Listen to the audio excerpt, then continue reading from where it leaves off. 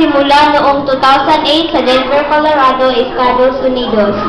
Bagaman, galing sa ibang bansa, ito ay malugod na nilalaro sa iba't ibang panig ng mundo kasali ang Pilipinas. Sa katunayan ay mayroong ginaganap na World Sports Stacking Championship taon-taon. Ang larong speed stacking ay lalayong kalinang ang koordinasyon ng isip, mata at kamay. Hayaan ninyo ipakita kung paano ito laruin.